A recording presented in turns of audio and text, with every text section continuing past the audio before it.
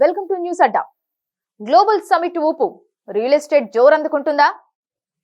హైదరాబాద్, సికింద్రాబాద్ నగరాలు, ఆ తర్వాత సైబరాబాద్ సిటీ ఏర్పడింది. కాంగ్రెస్ ప్రభుత్వం హైదరాబాద్ అంతర్జాతీయ విమానాశ్రయం, ఔటర్ రింగ్ రోడ్డుకు సమీపంలో ఫ్యూచర్ సిటీని అభివృద్ధి చేస్తోంది. భారతదేశంలోనే మొట్టమొదటి net zero green field smart city project ఇది.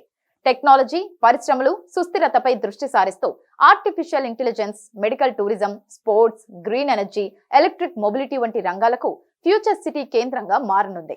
శ్రీశైలం నాగార్జున సాగర్ రోడ్ల మధ్య సుమారు 765 చదరపు కిలోమీటర్ల విస్తీర్ణంలో దీన్ని అభివృద్ధి చేస్తున్నారు. దీని ప్రత్యేకతలు తెలియజేసేందుకు హైదరాబాద్ మహానగరంలో రియల్ ఎస్టేట్ రంగాన్ని మరింత ముందుకు తీసుకువెళ్లేందుకు ఇటీవల రాష్ట్ర ప్రభుత్వం గ్లోబల్ సమిట్ నిర్వహించింది. ఈ సమిట్ ద్వారా ప్రభుత్వం పెట్టుబడులు కూడా సాధించింది. నిరంతరం కార్యకలాపాలు, పెట్టుబడిదారుల సౌలభ్యం కోసం అక్కడే ఫ్యూచర్ సిటీ డెవలప్మెంట్ అథారిటీ కార్యాలయాన్ని కూడా ప్రారంభించారు. సమిట్ కు పోటీ పక్క రాష్ట్రాలతో కాదు, ప్రపంచ దేశాలతో అనే విధంగా ఏర్పాట్లు చేశారు. ఈ సమిట్ దేశ విదేశాల నుంచి ప్రముఖులు, పారిశ్రామికవేత్తలు, సీఈఓలు హాజరయ్యారు. 2047 నాటికి భారతదేశం 4వ ఆర్థిక శక్తిగా అవతరించాలి అన్న ఏకైక లక్ష్యంలో తెలంగాణ కీలక పాత్ర పోషించాలని రాష్ట్ర ప్రభుత్వం సంకల్పించింది. విజన్ 2047 డాక్యుమెంట్ విడుదలతో రాష్ట్ర భవిష్యత్తు ప్రగతికి స్పష్టమైన రోడ్ మ్యాప్ సిద్ధం చేసుకున్నారు. రాష్ట్రాన్ని 3 జోన్లుగా విభజించారు. ఫ్యూచర్ సిటీలో green agriculture, women, youth, silk, pharma, education, tourism, health, IT రంగాలకు చెందిన సంస్థలను నెలకొల్పేందుకు విజన్ డాక్యుమెంట్ రూపొందించారు. ఫ్యూచర్ సిటీ పరిధిలో ఉన్న మొత్తం 56 గ్రామాలలో ఒక్కో రంగానికి చెందిన సంస్థను ఏర్పాటు చేసేందుకు ప్రణాళికలు రూపొందిస్తున్నారు.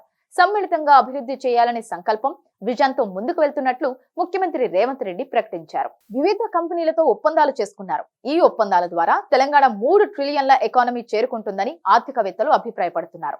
వచ్చే ఏడాది దావోస్ లో జరిగే వరల్డ్ ఎకనామిక్ సదస్సుకు ఇప్పటికే ముఖ్యమంత్రి రేవంత్ రెడ్డికి ఆహ్వానం అందింది. దావోస్ లో కూడా విజన్ 2047 డాక్యుమెంట్ వివరాలు వెల్లడించడంతో పాటు పెట్టుబడులకు తెలంగాణ ఆకర్షణీయ ప్రాంతమని చెప్పనున్నారు. ఇప్పటికే హైదరాబాద్ నగరంలో జాతీయ, అంతర్జాతీయ టెక్ కంపెనీలు, పరిశోధనా సంస్థలు ఉన్న విషయాన్ని వివరించనున్నారు. హైడ్రా ఏర్పాటుతో నగరంలో రియల్ ఎస్టేట్ రంగం చాలా వరకు పడిపోయింది. హైదరాబాద్ చుట్టుపక్కల ప్రాంతాలలో భూములు ధరలు ఆశించిన స్థాయిలో పెరగడం లేదు. అమెరికా దేశంలో అధ్యక్షుడు డొనాల్డ్ ట్రంప్ అవలంబిస్తున్న విధానాల మూలంగా రియల్ ఎస్టేట్ కార్యకలాపాలు నెమ్మదించాయి. టెక్ కంపెనీలలో పింక్ స్లిప్లు, ఉద్యోగుల మూకుమ్మడి తొలగింపులు, ఆర్థిక భారం తగ్గించుకునేందుకు ఏఐ వినియోగం వంటి కారణాలు కూడా తోడయ్యాయి. దీంతో రియల్ ఎస్టేట్ రంగం ఆశించిన విధంగా వృద్ధి సాధించడం లేదు.